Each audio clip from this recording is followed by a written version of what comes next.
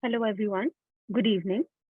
Let's begin with our webinar for today on how to launch your career in consulting firm with our speaker, Ms. Shonal Rath. Shonal is a banking and financial services consulting analyst who specializes in business strategy and social entrepreneurship.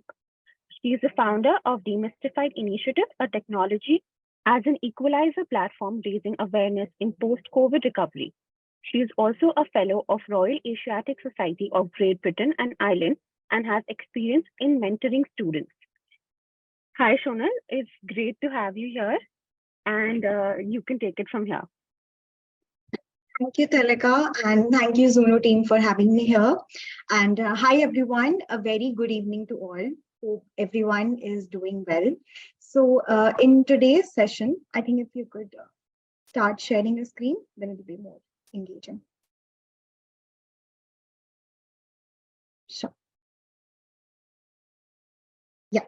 So in today's session, we'll be learning about how do you make it into consulting. We'll divide this session into four sections. All right.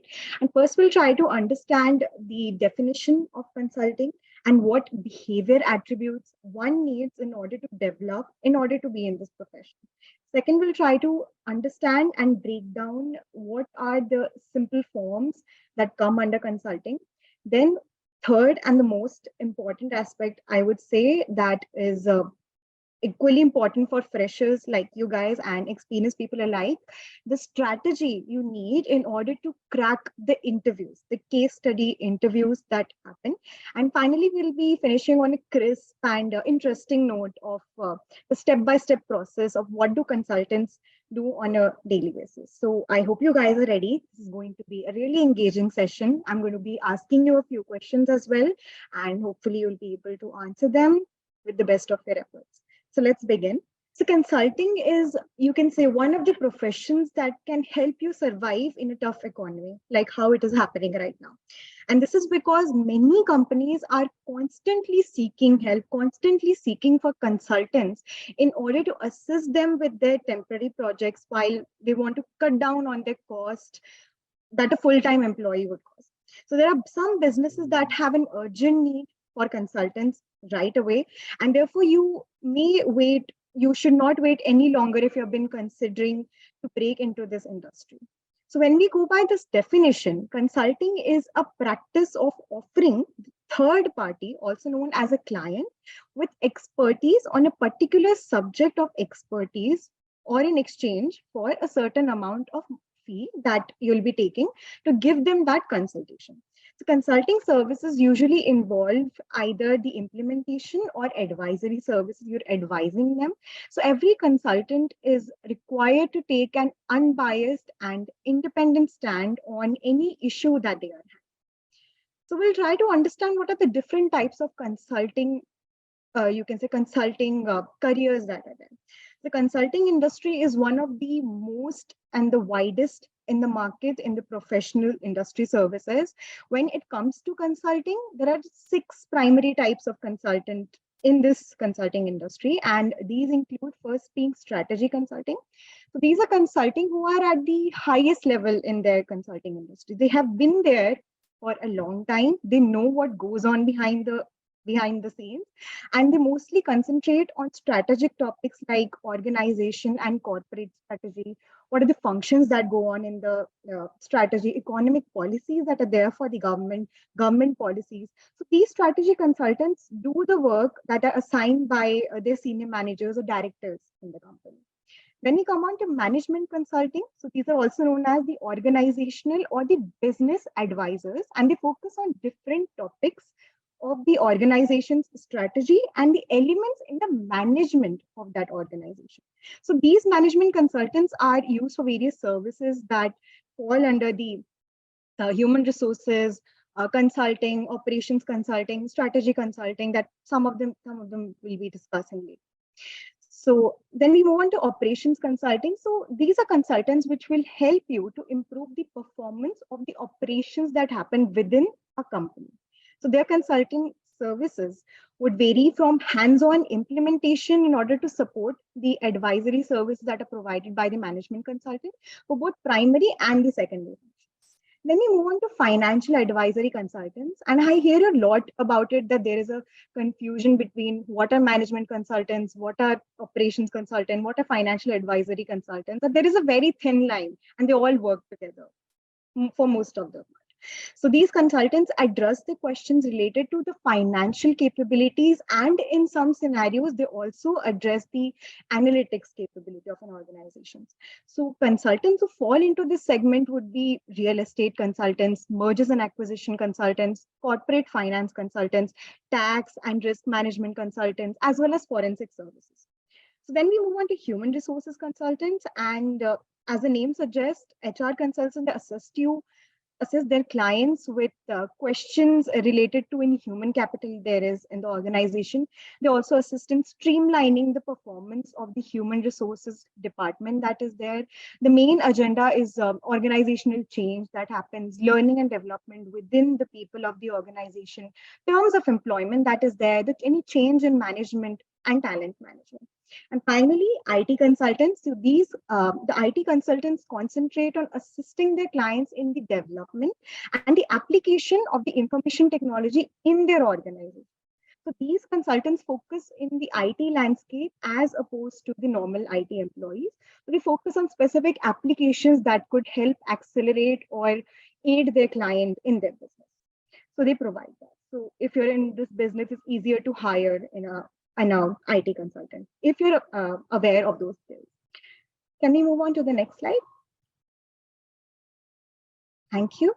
So when you become a consultant, regardless of whether you start working as a consulting employee or you have your own business even, you will get various job opportunities that assist you to expand your experience, knowledge, as well as your professional network. So professionalism comes in handy. As a consultant, you should always keep the relationship with your client at a professional level. You need to have well, I wouldn't say it like that, but you need to have expertise in most of the fields that you're interested in, whether it is retail, whether it is banking and financial services, whether it is chemical industry. So you need to study, learn, and a client will approach you as a consultant because of the following reasons: that you have more knowledge in that, so that gives you an upper hand in the industry, because the client doesn't have the time needed to understand the projects, to understand the field, so they would come to you in order to understand that. You should always remain updated about industries by reading newspapers, magazines, journals that are there, as well as networking with the people and discussing and debating with them what are the aspects or what are the currents happening in the industry, within the industry, and even outside it. How does it impact the industry? Lastly, you should be applying these theory that you're understanding, your networking, your reading to practice. You need to solve and understand how and why it is happening. And you need to possess the skills that are necessary in order to do that. Judgment, time management, of course, that is there for all industries.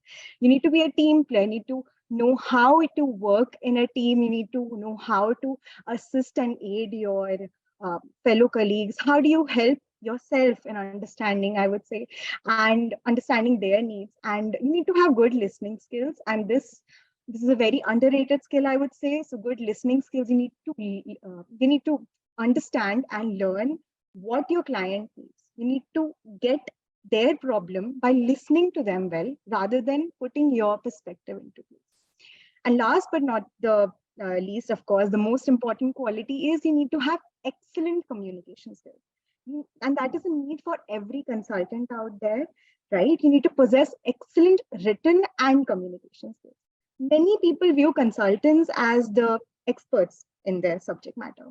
And therefore, you should always ensure that you communicate your opinions effectively and towards the end. You do not slack off during your entire period. So that you'll be learning later. So next slide, please. Right. So all successful people in the consultant industry agree that it is vital for all new entrants in the industry to equip themselves with the relevant consulting skills and expertise. So one of the best ways to gain the necessary knowledge in order to equip yourself to be the subject matter expert, as they would say, is by acquiring an MBA or some of the credible financial certifications and all that is there that is relevant to your specific industry. Here, I'll be talking majorly about the banking and financial services and the management consulting. So I would be referring to MBA and any credible financial certifications that are there. So you should understand that these certifications or an MBA would be an added advantage to you. However, you should understand that doing this is not a prerequisite, of course, for finding a consulting job. It helps grease the wheels in your direction and also does not guarantee you. So, but of course, they can make you a potential candidate for this career. So the main reason behind this is that you get to possess some of the necessary skills like communication, management, leadership, problem solving, and working under stress or working under pressure amongst others. So can we move on to the next slide? So you may possess all the necessary qualifications, like I'd mentioned before, but you can always fail to be noticed particularly, and that is not your fault. If you do not present it effectively. So to do that, you need to have a very strong cover letter. You need to have a very strong resume in place.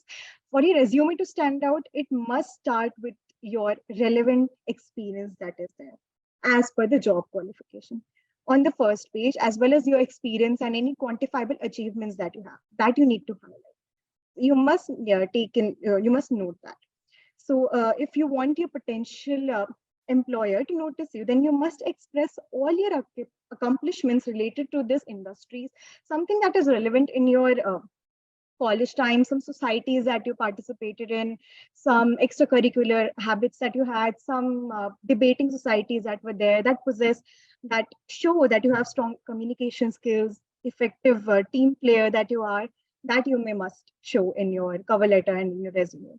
Therefore, you should put that in mind that a carefully written cover letter as well is very important than any other document you must present to your employer, including the resume. So these are some of the key highlights that you need to have in order to have the right resume and the right cover letter for the job. All right, we can move on to the next slide. If you guys have any doubt up till now, just keep noting it down. When we have the Q&A session, you can go ahead and ask this.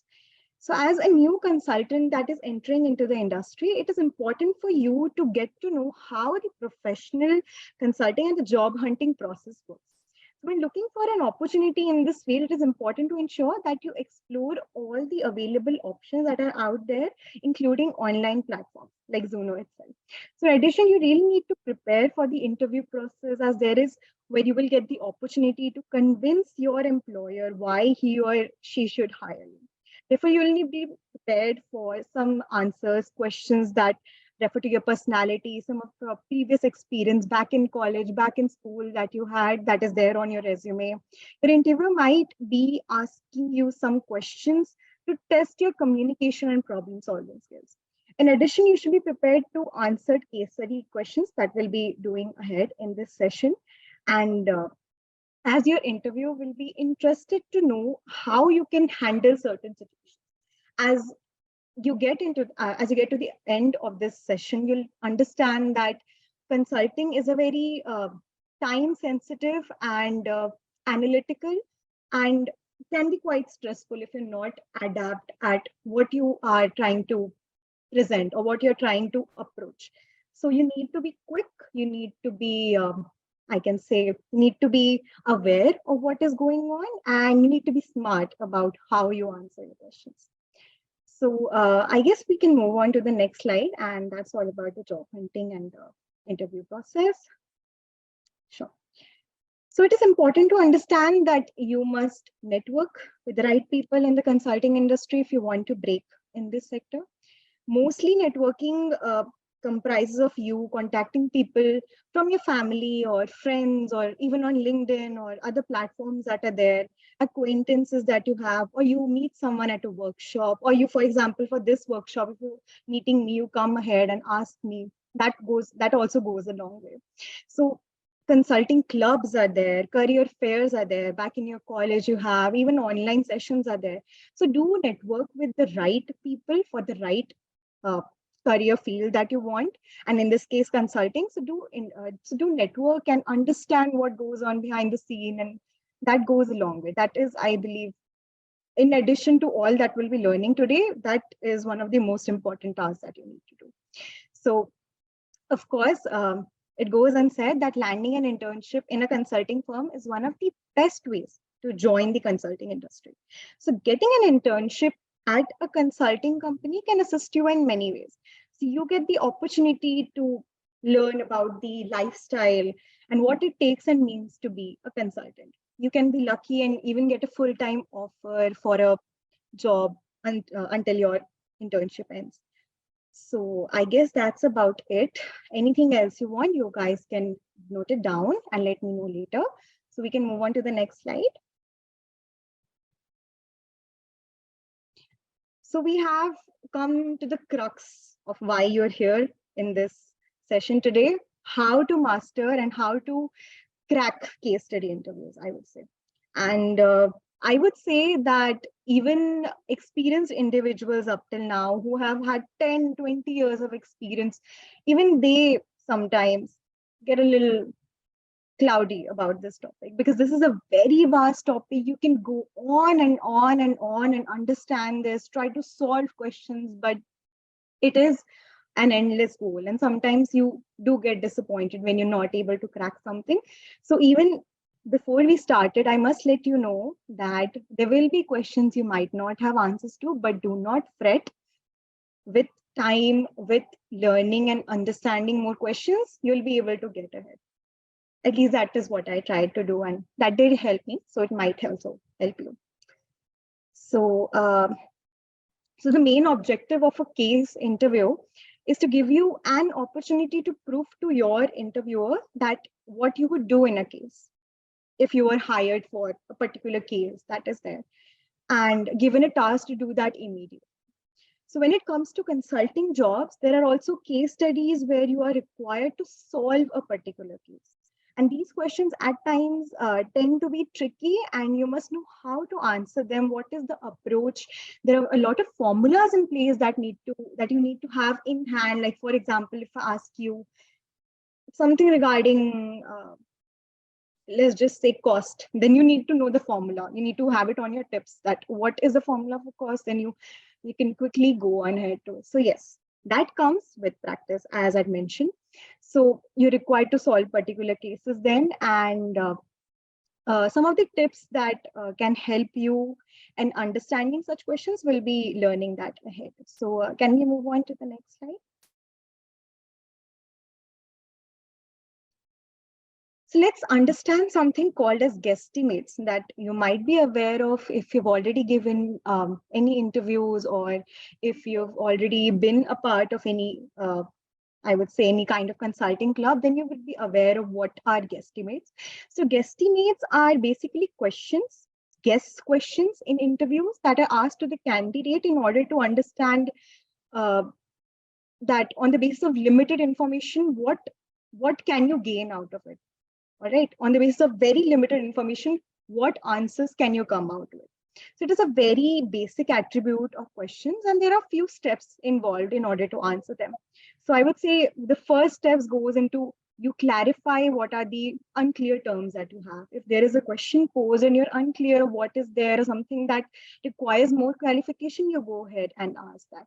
Then you have to break down that question into simple aspects. For example, 3 to 5 yeah, just stay there. Yeah, easy to estimate questions, you try to break it down.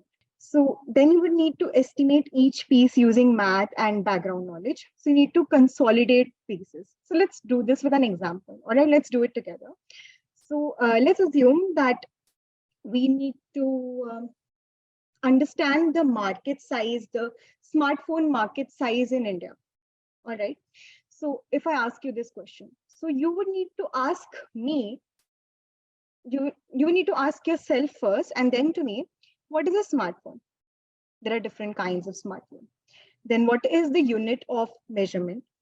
What would be the time frame you need in order to understand and measure this market size?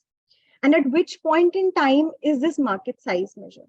So then we could break it down into what are the number of smartphones sold to the end customers into four segments. For example, the size of the population we can determine. We can determine the percentage of the mobile phone owners that are there within this particular population. For example, 1.3 billion, then we have a specific population that uses these mobile phones. And the percentage of smartphone owners within this mobile phone, and they might be the button phones, there are smart. So who are the ones that are using the smart? So the average lifespan of these smartphones that are there in India.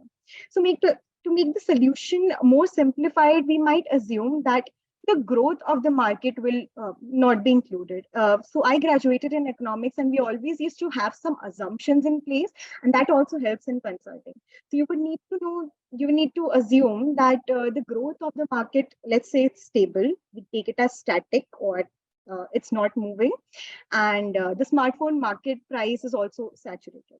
So you would have to break it down into different pieces. You would need to solve each of these questions in your head carefully. You might also use a pen and paper. You always need to keep that in hand when you go to an interview, irrespective of what industry you need to go into. So you broke down it into different questions, then you start answering them in your head and try to put it down on the paper. So then post that, you need to do quick mental maths. And of course, in order to estimate some of these questions, you need to know what is the current stats that are there, the current population, the current smartphone users in India. You do need to have a quick update on that. And there are a lot of books, there are a lot of websites that offer you practice on how do you solve guesstimates, and you can always be up to date with what are the current statistics. And you might even, the interviewer might not even know what is the exact number of smartphone users, or some exact number of some other variable that is there, and you might actually surprise them. So quick mental math, you would require that. And if your math is a little slow, you might bore the interview. So do be quick at responding, do be quick at doing the math in your head and doing the math on paper. So you do need to practice that. You do need to have a good quantitative aptitude. So nevertheless, don't rush it. Never rush it, because you might end up on the wrong path. And the approach you try to answer it to your interviewer, that might go wrong, and that might look bad on your behalf. So I would say take it slow, but not too slow. So now we can move on to the next slide. Yeah. So this I wanted to bring to your notice, that all throughout this interview, you see what we did, right? We identified the objective of a specific question. So identifying the objective can really help you ace the question. When we're saying smartphones in India, there's so many variables that goes on behind the scenes. There's not just smartphones, it has so much more to it. So we tried to pick out all these aspects, and that is how we landed there. So identifying the object can really help you. There is a possibility that you will not be asked open-ended and broad questions. And this was a pretty broad question, I would say. They might ask you, for example, Apple users in India, or you can say any other users that are there in India. So you need to be very specific there. You need to break it down from big to small, and then finally you land onto that crux that you need. So at times you might be tempted to answer the question before even thinking about it. And that can happen because you think that you're running out of time, or you're not able to get the answer at the moment. And that happens a lot. And however, it is important to understand that time is a critical issue. I won't lie to you when it comes to case study interviews. And you should always take your time before you answer any question. You should answer it in your head. You should see if it makes sense to you. And obviously, then that would make sense to the interviewer. So when you're answering these cases, which requires you to ensure that you understand the background and the context of this case, don't ask whether there are any other objective. If you've dumbed it down to your specific objective that you think, then that's it. That's all that you require. The interviewer is not interested in the exact answers, in the right answers, but they want to see how you approach those answers. And that is all about consulting. The way you approach it, if it is the right way, or if you're going the wrong path, then there's no use. That is what they need. That is what they want to see, what the approach you have. So you should try to have suggestions or choices in your mind about different objectives, but do come down to that one specific that might be the important one for the question in hand, right? So now we can move on to the next slide. So generally in these cases, although I gave you one specific one where you build on to practicing these cases, you have to simply start building it from, you can say from an economy, like we talked about smartphones in India, so the Indian economy. Then we move on to the industry-wide specific, for example, if it's smartphones, then application and development industry, and sort like that. And then you move on to a company specific problem. If I told you it's Samsung users, so you move on to that specific company, the user base of that specific company in India. So when you're trying to deal with these specific issues, it does get easier, trust me. So whenever you find yourself in the scenarios, you should eliminate any industry-wide problems, or in case if it's taking you too much time, you might actually want to not take that approach. So if they're not there, then you can dig deeper into the company, or if you're aware of what your strong part is. For example, if you're aware of what Samsung is doing at present, the stock price of Samsung at present, what kind of user base you have, then you need to flaunt that. Whatever specific economy-wide knowledge that you have, industry-wide knowledge that you have, or the company-wide knowledge that you have, you need to bring your strong points into the limelight. You need to showcase it to them, that you know the problem, that you can understand it, and you're capable of solving it. So when you discover this, then you would want to do that. So I think we can move on to the next slide. So we have been talking about breaking it down. So that specific thing is called as segmentation. Segmentation is very critical. So when you particularly want to get into the case of a problem, right, it is good to understand that you cannot use assumptions to try to solve a problem, although they are sometimes helpful, particularly regarding any products or services, something that is relevant to the current situation, then you cannot use any assumptions. Although there are cases that would not require you to understand the current market situation, or if the current market situation is eliminated, then you would need not have any assumptions in place.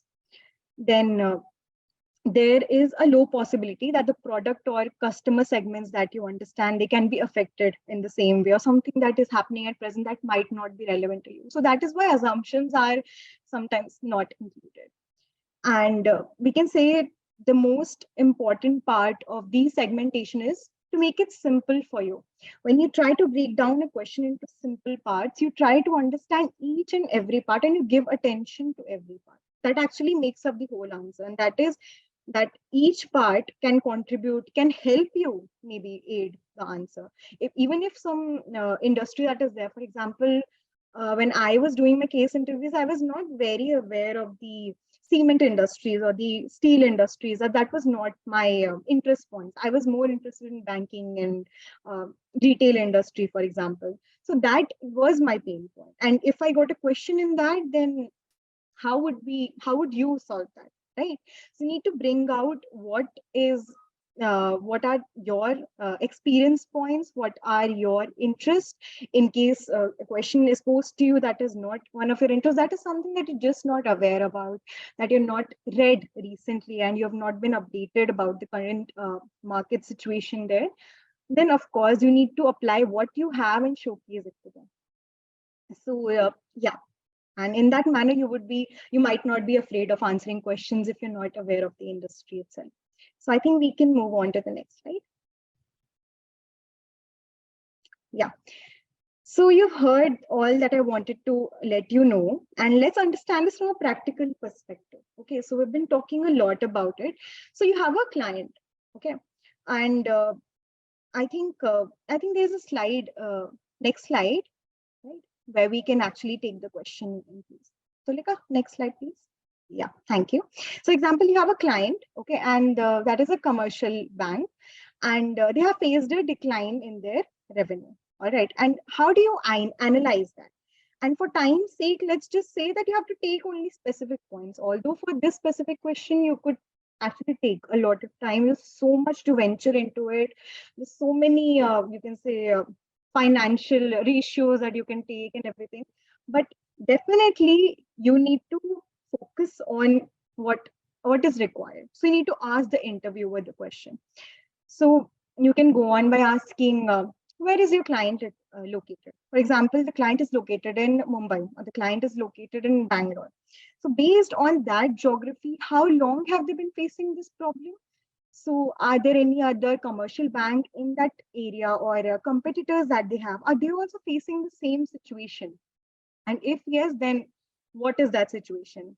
Then what is the pain point of that specific company, or what problems have they been facing in the current industry? And that is, even if you don't know about this commercial bank, or even if you have no interest in commercial banks, here you can get the advantage. You can ask the client itself, what is the current problem that they have?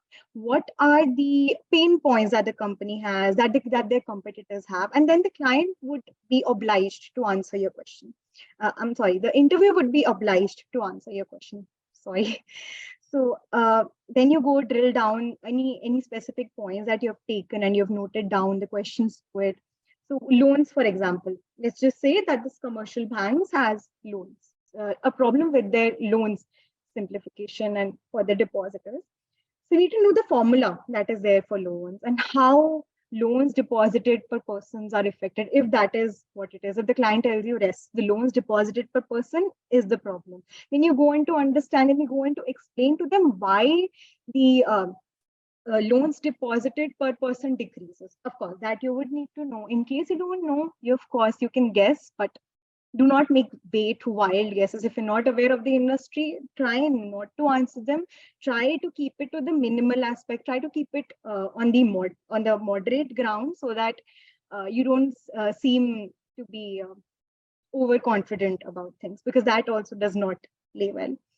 So yeah, sure, we can go on to the next slide. So I do have a question for you, and just the way I tried solving few of the guesstimates on the case studies, maybe you can go ahead and answer this question that you can see on the screen in a similar way, and do let me know what you think of it. Maybe if they can post in the chat, would that be possible, Tulika? Yeah, they can post on the chat. Sure. And yeah. If you guys are interested, then you can definitely solve it. This is going to be really interesting. And I really want to know what you've actually learned and how can you think of this question in your specific terms. So Anil has answered that threat from the e-commerce industry and the change in customer behavior. Very good. That is very important, change in customer behavior. But then the customer behavior is also a very large part, is a very wide area. How would you approach what in customer behavior? For example, if I tell you that demand is being affected, the current due to inflation, the demand is getting affected, how would you go ahead? He can shut down some of the department stores. Of course, that is a very good advice. Sure. But do try asking questions and answering them both. Like you're both asking the question and answering.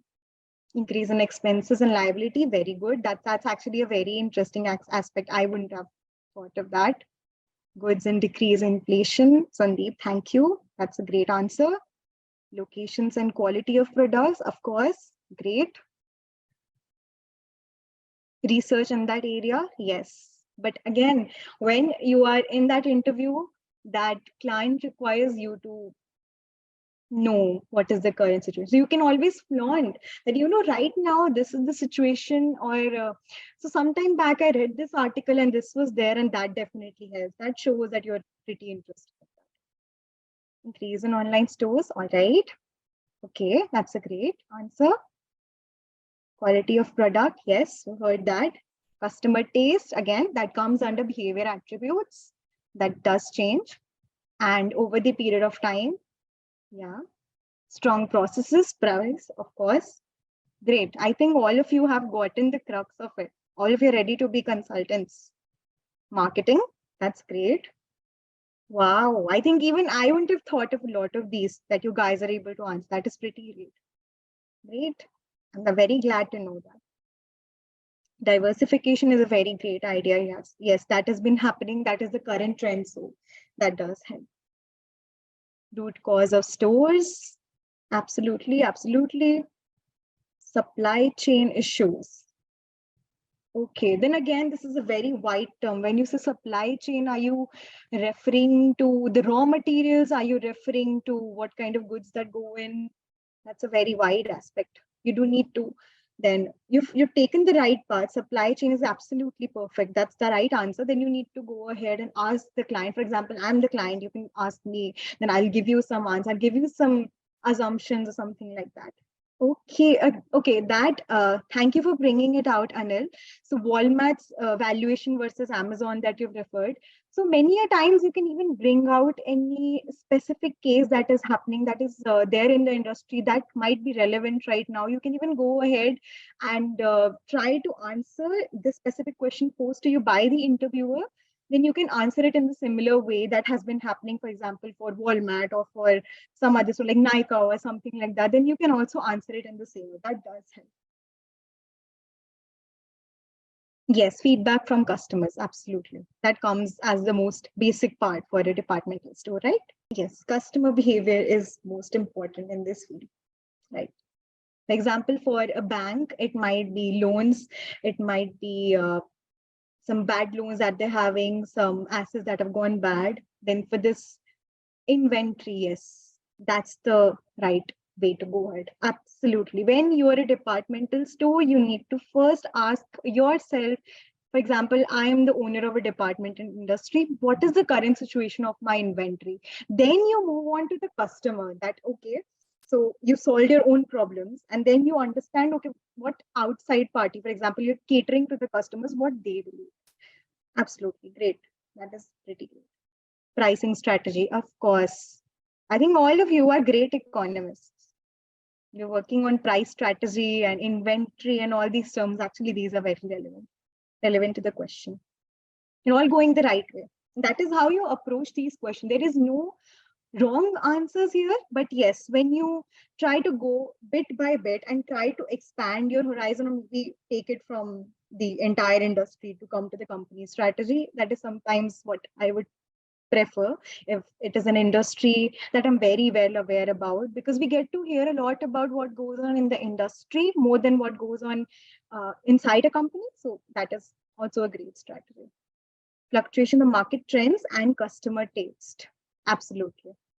Advertising, yes, that is one of the most important aspects for a departmental store. Again, inventory, advertising, what goes on within their, you can say, internal pricing, internal strategy, that is very important. So we can say that in order to sum up that in the day of a life of a consultant, what we've been learning, what we've been understanding up till now, you prepare, you do analysis, you do research. Of course, you're not always required to do it on the spot or be a know-it-all, but you do need to go ahead and tell them that I will go ahead and research. And although that is not something that I would be pushing, right? I would not be telling you that you should always say that I would go ahead and research this and get back to you, because while that is a very positive note, but you should be aware of it when you're coming to an interview. So for a consultant, for example, you've landed a job. For a consultant, you would always prepare first. You'll try to understand the facts that are there in person. You'll try to get the questions out of the client, that what is the issue, this, that, everything in place. Then you do the qualitative and the quantitative analysis. Then you identify the opportunities for improvement, right? Answering the questions that are there. So you need to think about the organization strategy, the management system, information system. There's a lot that goes on in a company, right? And that is why there are specific consultants in those areas, as one consultant can't take it on.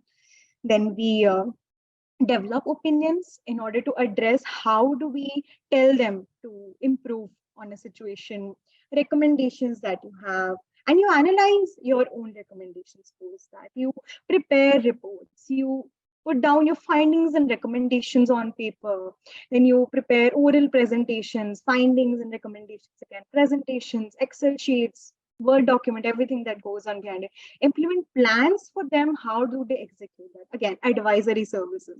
Then you assess them in specific situation-based recommendation that, okay, so for this specific problem in this situation, this would be the answer. Even that would be a very, you can say, a very minute aspect of each and every project. Even you can target that. That shows on that you really care about the client and they really like that.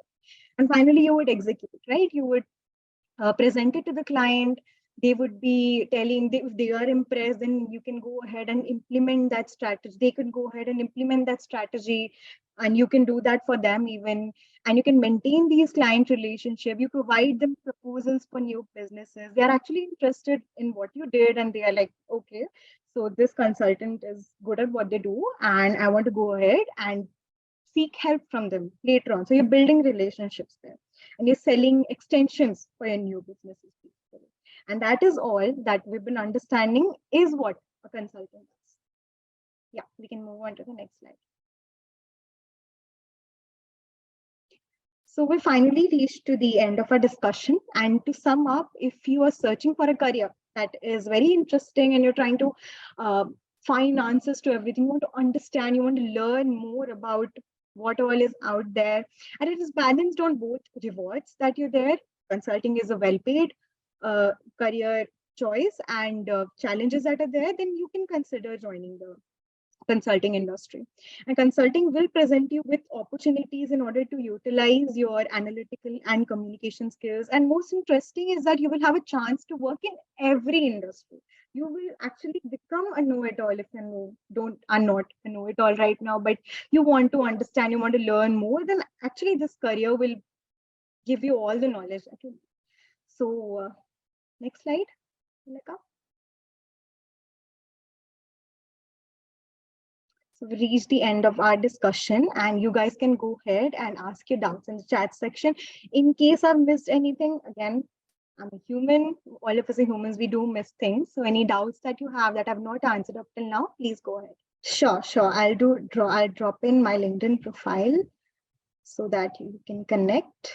And I would love to hear your opinion. And again, networking is a very important aspect. I think you guys actually learned that right from asking for the LinkedIn profile. I'll do that. Akansha, right? Sure. I've dropped down my mail. I've dropped down my LinkedIn. And any doubts you have, even if you don't have that right now, you want to ask me later, you have some question that pops up in your head later, then you can go ahead. I completed my BTech and MBA. Okay, so Jagdish, I think I would say that you can go ahead and first try connecting with people from IT and operations consulting. You can ask them what is the current, as I can give you a lot of platforms that are there, right? But that might not help. A lot of people apply on those platforms, and sometimes I would say that for specific jobs, for example, a specific platform for a specific job is a very important aspect. But for example, IT operations or consulting, if I'm not aware of somebody else's, that what is the right platform to apply for, right companies to apply for, what gives you the right knowledge, then you need to talk to the persons that are there. You need to go on ahead on for example, on LinkedIn and contacting people and even other platforms that are there. I'm not giving any recommendations, but sure, you can always go ahead and try to network with those people, understand how do you go step by step in applying, what kind of people or referrals do you need, and then I think that. Okay, so there are two parts to this if you don't know the answer. Okay, so I'll give you a realistic example. So there, I interviewed for a cement to steel. I think I already mentioned that, and I did not know a lot. As a student, I was just applying to a lot of places, trying to crack into consulting. So I didn't, and I didn't have a lot of knowledge in that space. I did, but I had a very, you can say, basic what is the current situation, but not about what has been happening in the industry for maybe 25 years or 50 years or something like that. Right. So I was not aware of that.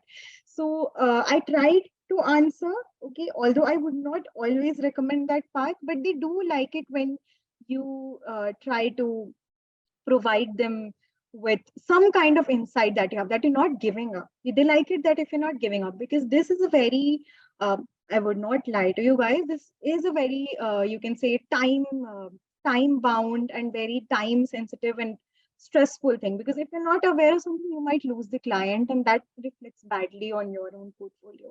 So if you're not aware, do try to expose whatever you do know, and then do let them know that this is all I'm aware of, but I'll definitely go ahead and research more about it. And what inspires me the most, I would say that there are different things that even when I came into consulting, I did. Even before coming into consulting, I wanted to make impact into people's lives, and I did have an organization that I launched in my final year, and that inspired me. I think my mother, most of all, I've seen her working very hard, uh, even when she's not required to do so, and all that for her own knowledge and understanding. So that really inspired me. Things that you don't have to do for any specific purpose, but you're doing it for your overall development. So I think that inspired me. How to prepare for any specific type of financial consulting. Okay, so I've answered that you need to have either an MBA degree, or you need to have certifications, or even if you have a bachelor's in economics or commerce, or a BBA or something like that, that's something that you've been learning to. For example, I gave you a lot of questions on economy wide or industry wide. So I was an economics student, right? So I tried to understand the pricing strategy, customer behavior. We had all these subjects in place. So that really did help me. So these are some of the things that you can pursue and you can understand. And there are a lot of certifications, credible financial certifications. I would say go ahead with that. Again, I would not be recommending anything, but there are always the right people to network with on that. As for finance, I would say there are a lot of certifications by the National Stock Exchange and the CBSE and everything.